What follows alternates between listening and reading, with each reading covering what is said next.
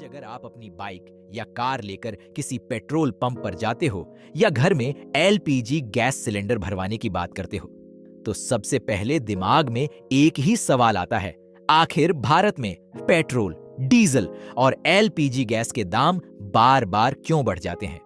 कुछ समय पहले तक जिन चीजों की कीमत कम थी, आज वही धीरे धीरे महंगी होती जा रही है और लोग सोचने लगते हैं, क्या ये सिर्फ गवर्नमेंट डिसीजन है या इसके पीछे कोई बड़ी ग्लोबल रीजन छुपी हुई है? सच्चाई ये है कि फ्यूल की कीमतें सिर्फ भारत तय नहीं करता, इसके पीछे पूरी दुनिया की ऑयल इकोनॉमी काम करती है। सबसे पहले एक बेसिक बात समझो, हम अपनी गाड़ी में जो पेट्रोल डालते हैं या जो एलपीजी सिलेंडर घर में इस्तेमाल करते हैं, वह सीधे जमीन से पेट्रोल या गैस के रूप में नहीं निकलते। जमीन के अंदर से जो निकलता है उसे कहा जाता है क्रूड ऑयल। ये एक काला और गाढ़ा लिक्विड होता है। इसे बड़े बड़े ऑयल फील्ड से निकाला जाता है, फिर इसे भेजा जाता है बड़ी बड़ी ऑयल रिफाइनरीज में। इन रिफाइनरीज में कई केमिकल प्रोसेसेस होते हैं और फिर उसी क्रूड ऑयल से अलग अलग फ्यूल बनते हैं, जैसे petrol, diesel, LPG, aviation fuel और कई दूसरे प्रोडक्ट्स। अब यहां कहानी का सबसे बड़ा हिस्सा शुरू होता है। भारत दुनिया के सबसे बड़े फ्यूल कंज्यूमिंग कंट्रीज में से एक है, लेकिन भारत के पास खुद का क्रूड ऑयल बहुत कम है। असलियत यह है कि भारत अपनी जरूरत का लगभग 80 से 85% क्रूड ऑयल इंपोर्ट करता है, यानी भारत को ज्यादातर तेल दूसरे देशों से खरीदना पड़ता है। और जब आप किसी चीज को बाहर से खरीदते हो तो उसकी कीमत पर आपका पूरा कंट्रोल नहीं होता। भारत ज्यादातर तेल खरीदता है सऊदी अरेबिया, इराक, यूएई और रशिया जैसे देशों से।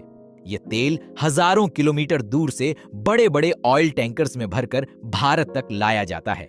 लेकिन असली खेल शुरू होता है दुनिया के ग्लोबल ऑयल मार्केट में। दुनिया में ऑयल की सप्लाई और प्राइस को प्रभावित करने वाला एक पावरफुल ग्रुप है जिसका नाम है ओपेक। ओपेक यानी organisation of petroleum exporting countries. ये उन देशों का ग्रुप है जिनके पास दुनिया का सबसे ज्यादा ऑयल रिजर्व है। जब ये देश डिसाइड करते हैं कि मार्केट में कम ऑयल भेजा जाएगा, तो ऑयल की ग्लोबल सप्लाई कम हो जाती है और जैसे ही सप्लाई कम होती है, ऑयल की कीमत तेजी से बढ़ने लगती है। यही वजह है कि कई बार अचानक दुनिया में ऑयल प्राइस बढ़ जाता है। लेकिन यह कहानी यहीं खत्म नहीं होती। एक और बड़ा फैक्टर है जो फ्यूल प्राइस को प्रभावित करता है, और वह है इंटरनेशनल कॉन्फ्लिक्ट्स। मिडिल ईस्ट वह रीजन है जहां दुनिया का बहुत बड़ा ऑयल रिजर्व मौजूद है।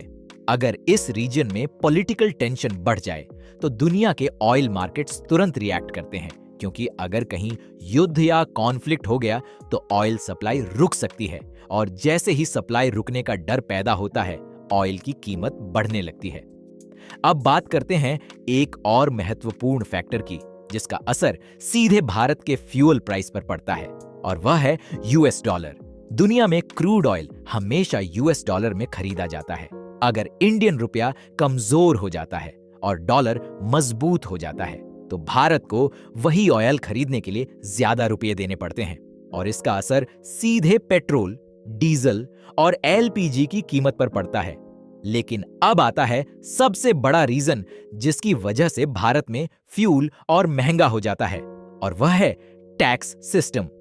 जब भारत क्रूड ऑयल खरीदता है तो उसकी बेस प्राइस उतनी ज्यादा नहीं होती, लेकिन जब वही फ्यूल रिफाइनरी से निकलकर पेट्रोल पंप या गैस एजेंसी तक पहुंचता है, तब तक उस पर कई तरह के गवर्नमेंट टैक्सेस लग चुके होते हैं। सबसे पहले लगता है सेंट्रल गवर्नमेंट का एक्साइज ड्यूटी, फिर लगता है स्टेट गवर्नमेंट का वैट। इन दोनों टैक्सेस को जोड़ दिया जाए तो कई बार ऐसा होता है कि फ्यूल की फाइनल प्राइस का एक बड़ा हिस्सा सिर्फ टैक्स का होता है। यानी अगर आप 100 रुपये का पेट्रोल खरीदते हो तो उसमें से काफी पैसा टैक्स के रूप में जाता है। इसी तरह एलपीजी सिलेंडर की कीमत पर भी सरकारी पॉलिसीज और सब्सिडी सिस्टम का असर पड़ता है। कभी कभी सरकार सब्सिडी कम कर देती है तो एलपीजी सिलेंडर की कीमत बढ़ जाती है, और कभी सब्सिडी बढ़ा दी जाए तो सिलेंडर सस्ता भी हो सकता है। इस तरह अगर हम पूरी पिक्चर को समझें तो पेट्रोल, डीजल और एलपीजी की कीमतें किसी एक चीज से तय नहीं होती। इसके पीछे कई बड़े फैक्टर्स काम करते हैं। Global oil price, OPEC decisions, international politics, dollar rate, government tax system और सब्सिडी पॉलिसी। ये सभी मिलकर तय करते हैं कि आखिर हमें पेट्रोल पंप या गैस सिलेंडर के लिए कितना पैसा देना पड़ेगा। यानी फ्यूल सिर्फ एक एनर्जी सोर्स नहीं है, ये दुनिया की इकोनॉमी, पॉलिटिक्स और नेशनल पॉलिसी से जुड़ा हुआ विषय है। और जब तक भारत एनर्जी के मामले में पूरी तरह सेल्फ डिपेंडेंट नहीं बन जाता, तब तक पेट्रोल, डीजल और एलपीजी की कीमतें दुनिया की घटनाओं से प्रभावित होती रहेंगी। अब सवाल यह है, क्या भविष्य में भारत में फ्यूल सस्ता हो सकता है, या फिर आने वाले समय में एनर्जी की कीमतें और बढ़ने वाली हैं? यह सवाल सिर्फ आज का नहीं है, यह आने वाले समय की पूरी एनर्जी फ्यूचर से जुड़ा हुआ सवाल है।